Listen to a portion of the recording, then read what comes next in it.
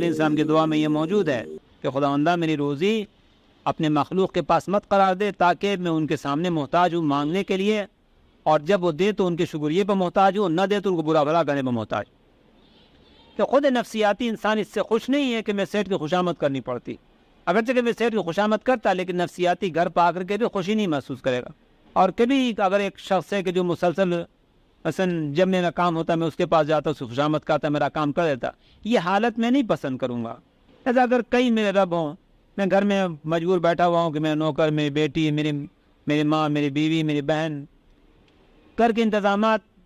ضرور وہ اگر خوش ہیں تو مجھے ناشتہ چائے ملتی ورنہ نہیں ملتا، تو ضرور میں ایک قسم کی ذلت ان کے سامنے محسوس کرتا۔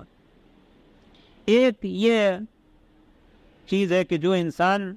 کئی آدمیوں کا محتاج ہو، اپنی عزت کے لیے کسی کا محتاج ہو، صحت کے لیے کسی کا محتاج ہو، کاموں کے لیے کسی کا محتاج ہو، علم کے لیے کسی کا، روزی کے لیے کسی کا، گھر کے لیے کسی کا، سواری کے لیے کسی کی خوشامد کرتا کہ وہ روزانہ لفٹ دے دیتا، مجھے دے دیتا لفٹ، وہ بہت اچھا آدمی ہے، لیکن نفسیاتی میں سوچوں ہمیشہ اس کی شخصیت کا خیال آنا کہ میں روح کے لیے کہ روزانہ میں اس سے لفٹ مانگتا ہوں، لفٹ دے دیتا ہے، یہ میں کبھی فخر نہیں محسوس کروں گا۔ اس کے مقابل میں خداوند عالم کے نظام ہے کہ یہ کوئی خاص بات نہیں ہے،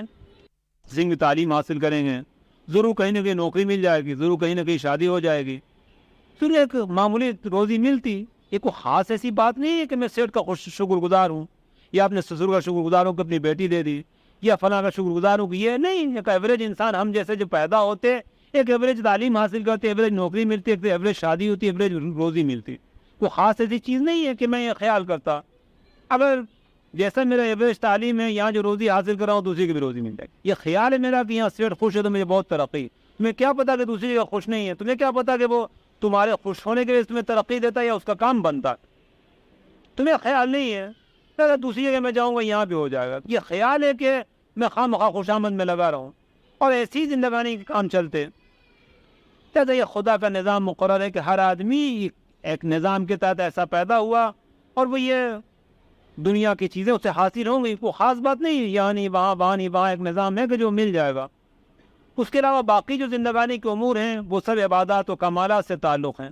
کہ وہ بھی میں خدا کی نماز پڑھتا سکون قلب حاصل ہوگا، روزہ رکھتا مثلا صحت اچھی ہوتی، ماں آپ کی خدمت کرتا، صلہ رحم کرتا، طول حیات ملتی، میں صدقہ دیتا یہ فائدہ ہوتا، نماز پڑھتا یہ فائدہ ہوتا، قرآن پڑھتا یہ فائدہ ہوتا۔ یہ کہ خدا کے نظام ہے کہ خدا ایک ذات نہیں جس کے سامنے سے مجھے جھکنا ہے، یہ نظام موجود ہے، اس میں عمل کرتا ہوں، میں ترقی کرتا چلا جاتا۔ خود یہ حال کہ میں مختلف نظاموں کو جاننا اور زندگانی بھر اس کے مطابق عمل کرتا، یہ فخر کے ساتھ میں زندگانی بسر کر رہا ہوں۔ مجھے معلوم ہے، میں اپنے ایک اسکول میں ٹیچر سے کہا تھا، بہت خوفزدہ تھے نکالے جانے پر، میں نے کہا اگر کہ آپ جیسے تھے خداوند عالم یہ روزی آپ کو دے رہا تھا، پھر اگر آپ ایسے ہی تو نکالے جانے سے کیوں ڈرتے ہیں؟ ہاں کوئی لمبا گناہ کر کے آئے ہیں مذاقن میں نے کہا کوئی لمبا گناہ کر کے آئے تو ڈریے کہ خدا سزا دے گا، بھئی کوئی خاص بات نہیں، جب آپ ایسے تھے اور خداوند عالم ایک ایسے انسان کو اتنے دن سے روزی دے رہا تھا پھر کوئی وجہ نہیں ہے۔ اس لحاظ سے یہ ہماری عبادات کا جو نظام ہے، ایک تو وہ ایوریج ہے مادی زندگانی کہ جو ہندوستان میں پیدا ہوگا خاص تعلیم حاصل کرے گا، خاص قسم کی اس کی روزی ہوگی، جو لندن میں پیدا ہوگا وہ خاص قسم کی زندگانی ہوگی، خاص قسم کی بد اخلاقی ہوگی، خاص قسم کی گند ہوگی، خاص قسم کی کمائی ہوگی، خاص قسم کا ماحول وہ ہوگا۔ کہتے یہ کوئی خاص بات نہیں ہے کہ میں اس کے لیے پریشان ہوں، یہ روزی معمولی ملتی، یہ بھی ہے میں اطمینان سے رہوں کہ یہ سیٹ کیا یا وہ سیٹ کیا، یہ زندگانی سب کی ایسی امن ہوگی۔ اس کے علاوہ باقی عبادات ہیں کہ وہ میں سمجھا کہ مجھے معلوم ہے اس پر ایمان ہے کہ یہ بھی خدا کا نظام ہے، جو نماز پڑھتا ہے سکون قلب حاصل ہو، میں مطمئن زندگانی بسر کرتا۔ میں یہ کام کیا، میں خداوند عالم سے امید طول حیات کی، میں نے یہ کام کیا جیسا کہ جناب سیدہ کی تقریر میں مفصل موجود ہے کہ میں زکوٰۃ دیتا ہوں، مجھے اطمینان ہے کہ میرا مال محفوظ رہے گا، میں ماں باپ کی خدمت کی، صلہ رحم کیا، مجھے اطمینان ہے کہ جلدی موت مجھے نہیں آئے گی، میں نے فلاں کام کیا، خدا نے اولاد کا وعدہ کیا دے گا، فلاں کام میں شب پڑھتا ہوں یا سچ بولتا ہوں یا کیا سخاوت کرتا ہوں، خدا نے وعدہ کیا عزت کا مجھے دے گا، اطمینان ہے۔ یہ اطمینان کی زندگانی بہتر ہے، اس میں کوئی کسی سے احسان نہیں ہے، حتیٰ کہ خدا کا بھی احسان نہیں، اس خدا کو ہم جانتے ہی نہیں کہ صرف ہم اس کے ذکر کرتے، اس کا نام لیتے، وَإِلَّا وہ بھی کوئی انسان کی طرح شخصیت نہیں کہ اس کے سامنے ہم جھکیں، ہمارا تعلق اس کی صرف صفات سے، اور معلوم ہے کہ ہم نماز پڑھتے سکون قلبی حاصل ہوتا، خدا نے یہ نظام بنایا ہے، ہم نماز پڑھتے ہم روزہ رکھتے، ہمارا یہ حال ہے کہ یہ زندگانی شان و شوکت والی بہتر ہے یا وہ زندگانی سیٹھوں کی خوشامد والی بہتر ہے، خود نفسیاتی لحاظ۔ لہذا ابراہیم خلیل اللہ یہ اطمینان کی زندگانی خدا کے نظام کے تحت جو مرضی وہ کیا، بولا اس میں میری تباہی نہیں. بچے کو چھوڑا اس ویرانے جگہ پر اور دعا کیا کرتے ہیں کہ ربنا انی اسکنت من ذریتی بواد غیر ذی زرع عند بیتک المحرم ربنا لیقیموا الصلاۃ. ان کو چھوڑا ہے تاکہ نماز قائم کرے. کبھی تمام مومنین وہاں ہیں کہ اس مقام پر جا رہے ہیں حج کے لیے کہ جہاں پر انہوں نے ابراہیم نے چھوڑا تھا کہ نماز قائم کرے. اطمینان تھا کہ میرے اولاد کو خدا نہیں برباد کرنے والا. بھائی ایک بچہ ہے شیر خار کی جو 2 دن سے زیادہ اس کی حیات کی امید نہیں، اور ماں بھی صفا مروہ کے درمیان دوڑ رہی مایوسی کے عالم میں، اس کو دعا کر رہے ہیں کہ نہیں کہ خداوندہ اسے نمازی بنا. پہلی دعا یہ کہ نمازی بنا، اور بجر افیدۃ من الناس تهوی الیہم، اور لوگوں کے دلوں کو ایک طرف پھیر دے. برزقہم من الثمرات لعلہم یشکرون، اور ان کے پھلوں سے کھلا کے شاید شکر گزار بنے. یہ اطمینان قلب کے ساتھ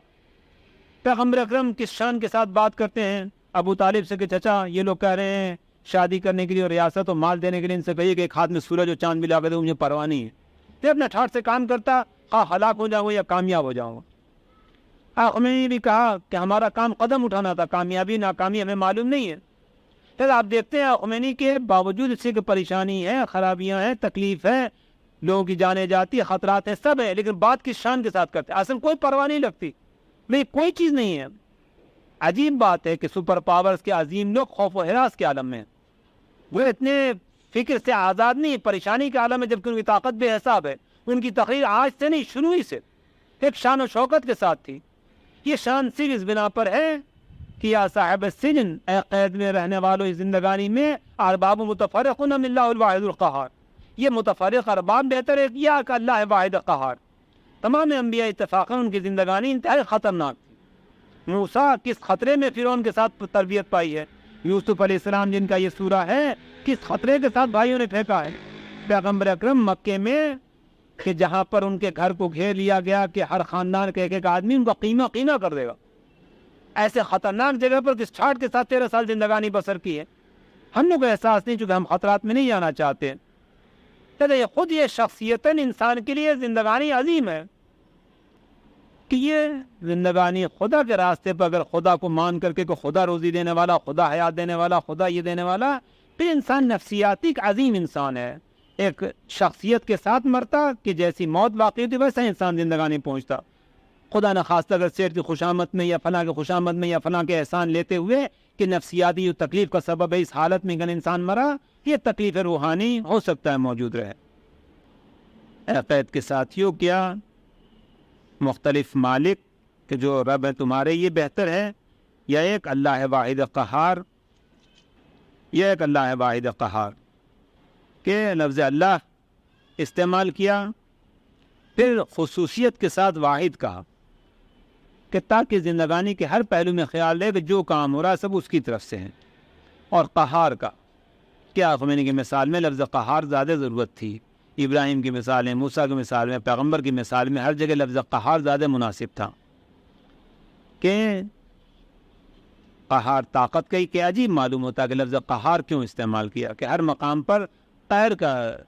موقع ہے، کہ ہر مقام پر سختی کا موقع ہے. کہ مجھے اگر وہ حیات دینے والا ہے تو قہار ہے، مجھے ڈرنا نہیں چاہیے خدا کی طرف سے. اگر روزی دینے والا ہے تو مجھے ڈرنا نہیں چاہیے، وہ قہار ہے. لوگوں کا قہر کرے گا، لوگوں پر سختی کرے گا، لوگوں کو دل کو دبائے گا کہ مجبور ہوں گے میری دکان پائیں گا سامان خریدیں گے، مجبور ہوگا کہ ایک نہ ایک شخص مجھے نوکری دے گا. قہار ہے وہ. اگر میری حیات اسے مقرر کی ہے خدا نے تو وہ قہار ہے. فرعون اپنے ہاتھ سے موسیٰ کو پالے گا اور شبہ کی بنا پر ہزاروں بنی اسرائیل کو قتل کر چکا تھا یا لاکھوں بچوں کو. لیکن خداوند عالم جس کو بچانا چاہے گا اس کے دل پر اس کو شبہ بار بار ہوتا رہا کہ وہی بچہ نہ ہو. کہ خدا قہار ہے، اس کے دل پر وہ قہر رکھے گا کہ ممکن نہیں ہے اس کو مارنا.